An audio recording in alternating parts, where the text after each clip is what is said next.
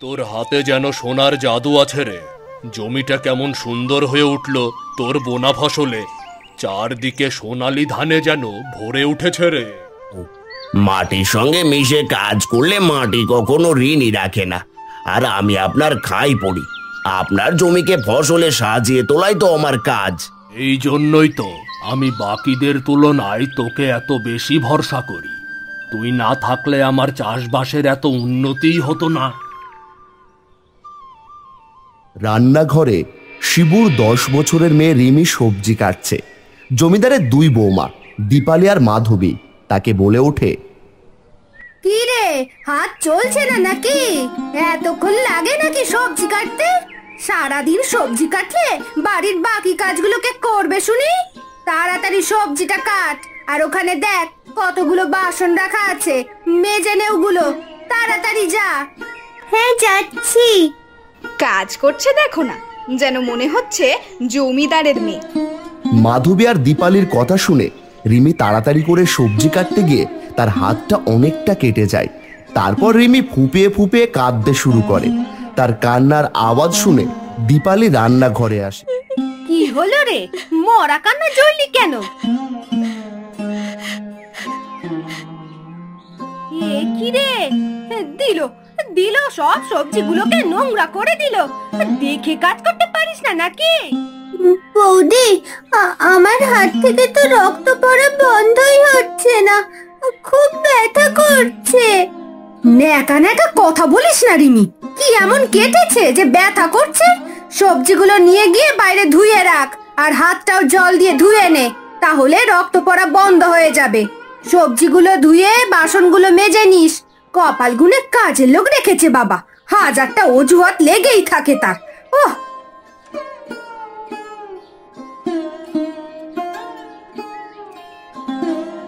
দীপালির কথা শুনে ব্যথা সহ্য করে রিমি কাঁদতে কাঁদতে বাইরে চলে যায় বাসনগুলো ধুতে। বাসন ধুতে ধুতে রিমির হাতে প্রচন্ড জ্বালা করে, আর হাত থেকে রক্ত পড়া বন্ধ হচ্ছিল না। এমন সময় তার বাবা শিবু আর জমিদার বাবু সেখানে এসে উপস্থিত হন। রিমিকে ওই অবস্থায় দেখে শিবু বলে, এ কি রে মা, তোর হাতে কি হলো? ও কিছু না বাবা, কাজ করতে গিয়ে তো এরকম হয়েই থাকে। এ তো অনেকটা কেটে গেছে। এইটুকু মেয়ে, তুই পারিস নাকি এসব? তা কাজ না পারলে কি বসিয়ে বসিয়ে খাওয়াবো তোমার মেয়েকে? 3 বেলা তো গিলছে গান্ডে পিণ্ডে, তা কিছু কাজ তো করতেই হবে। কিন্তু বৌদি, আমি তো সব কাজ করে দিই গো তোমাদের। বৌমা, এটা কি শুনছি আমি? আমি তো তোমাদের বলেছিলাম ওর মা নেই বাড়িতে, দেখার কেউ নেই বলে ওকে আমি এখানে এনে রেখেছি। তোমরা যে ওকে বসে বসে খাওয়াবে না সেটা আমার জানাই ছিল, তাই বলেছিলাম ওকে দিয়ে হালকা কিছু কাজ করাতে। কিন্তু তোমরা ওই বাচ্চা মেয়েটাকে দিয়ে এরকম সবজি কাটিয়েছো, আর দেখেছো হাতে যখন কেটে গেছে তার ওপর বাসন মাজতে পাঠিয়েছো। না না বাবা, আমরা বাসন মাজতে পাঠাইনি, ও নিজেই এসেছে। আমরা বলেছিলাম হাতটা ধুয়ে আসতে, তাহলে রক্ত পড়াটা বন্ধ হবে। ও নিজেই বাসন দেখে মাজতে শুরু করে দিয়েছে, আমরা কিন্তু কিচ্ছু বলিনি।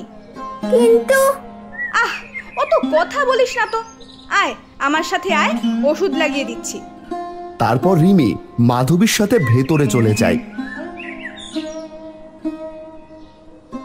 মাধবী আর দীপালি দুপুরের খাওয়া দাওয়া সেরে উঠোনে বসে আছে। মনে আবার হয় না বাড়াবাড়ি বলে বাড়াবাড়ি।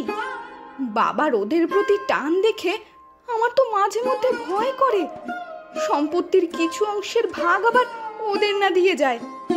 দিয়ে যায় বলছো কি?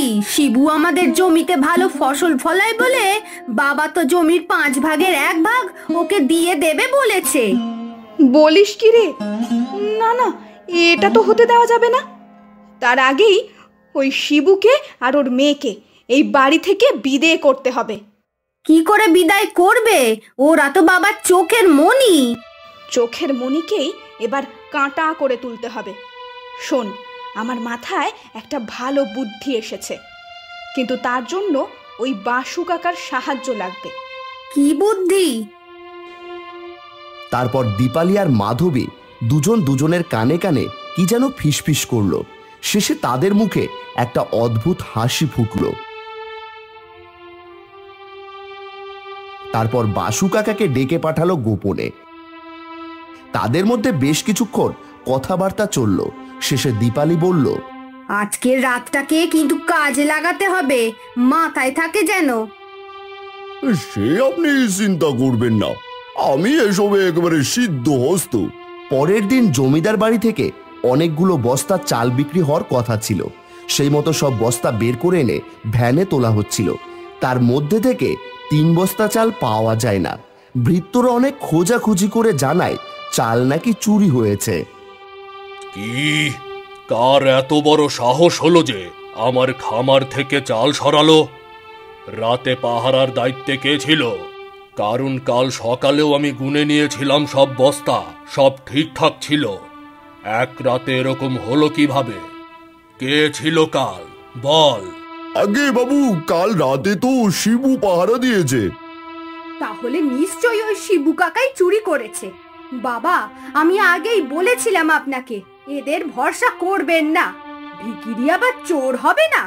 জমিদার তারপর শিবুকে ডেকে পাঠান। শিবু অবাক হয়ে আসে।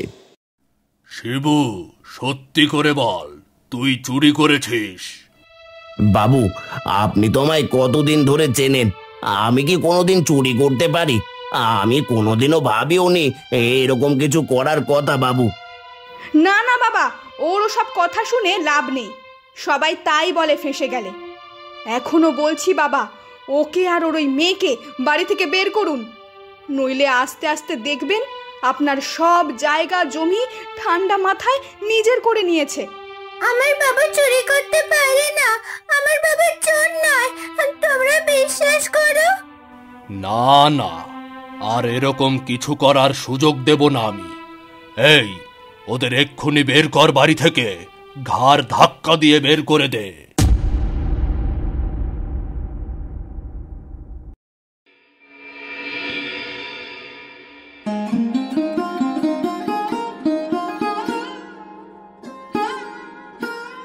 বাবা, এবার আমরা কি করব? তুই চিন্তা করিস না মা, আমাদের তো সামান্য একটু জায়গা আছে, ওখানে আমি চাষবাস করব। আশা করি ওতে কোনোভাবে চলে যাবে। মাটি আর ফসলকে তো আমি মা হিসেবে দেখি, সে আমাকে নিরাশ করবে না। তুই কাঁদিস না মা, তোকেও আর ওসব কাজ করতে হবে না। আমি তোকে স্কুলে ভর্তি করে দেব, তুই অনেক পড়বি।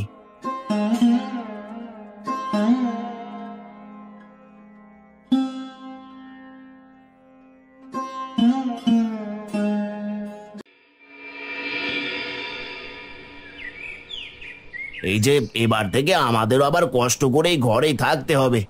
জানে খুব গরমকাল, এই চালের বাড়িতে খুব গরমও লাগবে, কিন্তু তোর মা মারা যাওয়ার আগে আমরা এখানেই তো থাকতাম।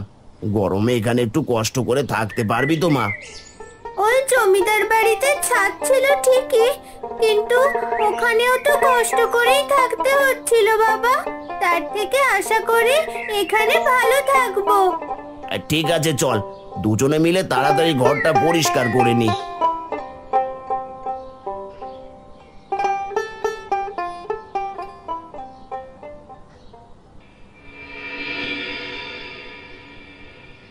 জমিদার বাড়ি থেকে যা টাকা দিত তার বেশ কিছুটা এখনো জমানো আছে।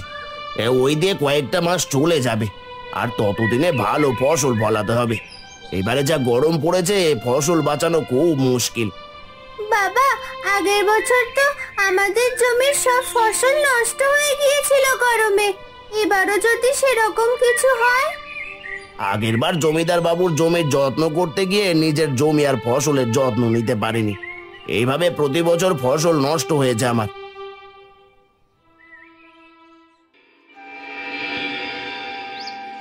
তারপর শিবু নিজের জমির ফসলের যত্ন নেওয়া শুরু করে। এইভাবে দিন কেটে যায়। একদিন রিমি খেতে এসে দেখে ক্ষেত একদম ধানে সোনালি হয়ে উঠেছে। বাবা, কত ধান! এতে তো অনেক চাল হবে, তাই না বাবা? অনেক ভাতও হবে তার মানে। হ্যাঁ, অনেক চালও হবে আর ভাতও হবে। আচ্ছা, এই ধান কবে কাটা হবে? আশেপাশে অনেকের ক্ষেতের ধান নষ্ট হয়ে গেছে গরমে। অনেক গরম পড়ছে, আমাদের ধানগুলো যদি নষ্ট হয়ে যায় বাবা। না রে না, কিচ্ছু হবে না, আর কয়দিন পরেই কেটে ফেলবো। আচ্ছা, এখন তবে বাড়ি চলো, আমার খিদে পেয়েছে খুব। হ্যাঁ চল।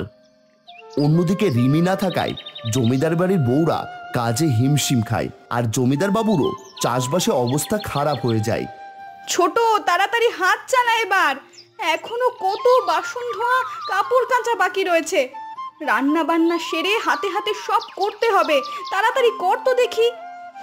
উফ, এই রিমিটা থাকলে কাজে অনেক সাহায্য হতো। এখন সারাদিন খাটতে খাটতে হাড় মাস কালি হয়ে গেল। কেন যে পাকামো করে তাড়াতে গেলে ওদের ওইভাবে, এখন আর বাবাকেও কিছু বলতে পারবো না। তা যা বলেছিস, কি আর করা যাবে এখন? কিছু যখন করার নেই, আমাদেরই করতে হবে সব কাজ। অন্যদিকে শিবু আর রিমি ক্ষেত থেকে নিজেদের বাড়িতে চলে আসে। এইভাবে আরও বেশ কয়েকদিন কেটে যায়। তারপর শিবুর ফসল কাটার দিন আসে। সে সব ফসল কেটে সেই ধানগুলো ভাঙাতে দেয়। এরই মধ্যে গরমের জন্য কয়েক মাসের মধ্যে খরার যত্নের অভাবের কারণে জমিদারের ক্ষেতের ধান নষ্ট হয়ে যায়। তাই গ্রামে খাবারের সংকট তৈরি হয়। অন্যদিকে শিবুর ক্ষেতের ধান ভাঙায় হয়ে চলে আসে। সেই দেখে রিমি তো আনন্দে আত্মহারা। বাবা, শুনছিলাম গ্রামের সবার ফসল নষ্ট হয়ে গেছে গরমের জন্য, কিন্তু আমাদের আর খাওয়ার অভাব হবে না। কত চাল! হ্যাঁ রে মা, তবে এই চাল আমরা খাবো না। কেন বাবা, কি হলো? কি করবে এই চাল তুমি? সব বিক্রি করে দেবে? না, বিক্রিও করব না। তাহলে? এখানে সব মিলিয়ে 20 বস্তা চাল আছে। এর পুরোটাই আমি নিয়ে যাব জমিদার বাবুর বাড়িতে। কিন্তু কেন? ওরা তো আমাদের তাড়িয়ে দিয়েছিল। তাহলে এই চাল নিয়ে ওরা কি করবে? সেই তাড়িয়ে দেওয়া ঋণই শোধ করতে যাব আজ। বাবু! এ কি শিবু, তুই এখানে? কি চাই? তারপর বেশ কয়েকজন মিলে এসে এক এক করে চালের বস্তা রাখতে শুরু করলো জমিদার বাড়ির উঠোনে। এই দেখে জমিদার বাবু অবাক হয়ে জিজ্ঞেস করলেন, এ কি, এতগুলো বস্তা কিসের এগুলো? এতে চাল আছে বাবু। চাল? কিন্তু কিসের জন্য? আসলে আমরা অনেকদিন আপনার বাড়িতে থেকে অনেক অন্ন ধ্বংস করেছি, আর তার উপর আপনাদের কথা অনুযায়ী 3 বস্তা চালও নাকি চুরি করেছি। তাই সেই ঋণ শোধ করতে এলাম আজকে। চিন্তা করবেন না, এই চাল আমার নিজের হাতে চাষ করা ধান থেকে ভাঙানো, চুরির চাল নয়। না না, তুমি কই চুরি করলে? ওটা তো আমাদেরই। এই চুপ কর। কি হলো? কি বলতে যাচ্ছিলে তুমি ছোট বৌমা? কি হলো বলো, চুপ করে গেলে কেন? না মানে, আসলে বাবা। যা বলবে পরিষ্কার করে বলো। এরকম দোনামনো কথা আমি শুনতে চাই না। কি হলো বড় বৌমা? তুমি ছোট বৌমাকে কি বলতে গিয়ে থামিয়ে দিলে, বলো তো। আসলে বাবা, সেদিন না আমাদেরই বুঝতে ভুল হয়েছিল। আসলে আমরাই বাসু কাকাকে বলেছিলাম ওই 3টে বস্তা চাল আলাদা করে রাখতে। কি একটা দরকারে যেন, সে দরকার মনে নেই, কিন্তু পরে আমরা সেটা ভুলে গেছিলাম, তাই আর কি বলা হয়নি। সেদিন শিবু কাকার কোনো দোষ ছিল না বাবা। আপনি শিবু কাকাকে আমাদের বাড়িতে ফিরিয়ে নিন আবার। এ তুমি কি বলছো বৌমা? শিবু সেদিন চুরি করেনি। আমি অযথা ওর ওপর অন্যায় করলাম। আর তোমরা ভুল করে করেছো নাকি ইচ্ছা করে করেছো সে তো আমি ভালোই বুঝতে পারছি। তোমাদের ব্যবস্থা আমি পরে করছি। তবে আমার হাত দিয়ে এত বড় অন্যায় হয়ে গেল। সারা জীবন ধরে যাকে বিশ্বাস করলাম, একটা ঘটনার ভিত্তিতে তাকে আমি এত অপমান করলাম, আবার তাড়িয়েও দিলাম। এটা আমারই ভুল। কোনো কিছু আগে পিছে না ভেবে হুট করে সিদ্ধান্ত নেওয়া উচিত হয়নি। শিবু, আমায় তুই ক্ষমা করে দে। শিবু, আমায় ক্ষমা করে দে। আমি ক্ষমা করার কেউ নই বাবু। আর আমি সারা জীবন আপনার টাকায় খেলাম পড়লাম, আমার কাছে ক্ষমা চেয়ে আমায় লজ্জা দেবেন না। তবে একটা কথা না বললেই নয়, সেটা হলো আমার ধান যদি লাগতো তবে আমি নিজেই চাষ করে নিতাম। চুরি আমার রক্তে নেই বাবু। আপনি হয়তো ভুলে গিয়েছিলেন আমরা জাত চাষি, চাষ করা আমার রক্তে মিশে আছে। নিজের জমির ফসলের ভালো ক্ষতির চিন্তা না করে আপনার লাভের কথা ভেবে কাজ করে গিয়েছি। কখনোই ভেবে দেখিনি যে নিজের জমিতে ফসল ফলানোটাও দরকার। তবে আপনারা আমাকে বুঝিয়ে দিয়েছেন নিজের জিনিস নিজেরই হয়, আর নিজের জমিতে ফসল ফলালে মিথ্যে চুরির বদনামটা পেতে হতো না। শিবু, তোকে অবিশ্বাস করে আমি ভুল করেছিলাম, তুই আমাকে ক্ষমা কর। আর এই চালের দাম কত? না না বাবু, আপনি দয়া করে আর টাকার কথা বলবেন না। এইভাবে আপনি আমাকে আশীর্বাদ করলে আমি খুশি। আর আমি তো চাল এনেছি আপনার ঋণ শোধ করব বলে। আহ, বেশি কথা না বলে বল তো কত দাম হয় এই চালের? ধরে নে, আমি তোকে হুকুম করছি। আগে বাবু 20,000 টাকা। এই চাল গ্রামবাসীদের মধ্যে ভাগ করে দেওয়া হবে। সব যখন জানাজানি হয়েই গেছে, তাহলে এখন বোকার মতো এরকম গাধার খাটনি খেটে লাভ নেই। তার চেয়ে বড় ওদেরকে এই বাড়িতে আনার ব্যবস্থা করা হোক। নইলে যা দেখছি, আমাদের তো চাষবাস টাকা পয়সা সব এমনি লাটে উঠবে। হ্যাঁ রে, ঠিক বলেছিস। দাঁড়া দেখি কি করতে পারি। বাবা, বলছিলাম, জানি আমাদের কিছু বলার মুখ নেই, তবুও বলছি, শিবু কাকা, তুমি রিমিকে নিয়ে আমাদের বাড়িতে এসে থাকো না। আবার না হয় আগের মতো বাবাকে সাহায্য করো। আমাদের ভুলের জন্য আমাদের ক্ষমা করো শিবু কাকা। না, এবার আমি নিজের জমিতে চাষ করেই আমাদের কোনো রকম একটা ব্যবস্থা করে নেব। আর কারোর জমিতে চাষ করব না। চল রিমিমা, কিছুটা চাল রেখে দিয়েছি, সেই দিয়ে ভাতে ভাত করে আজকের দিনটা চলে যাবে। কাল তোকে ভালো মন্দ খাওয়াবো।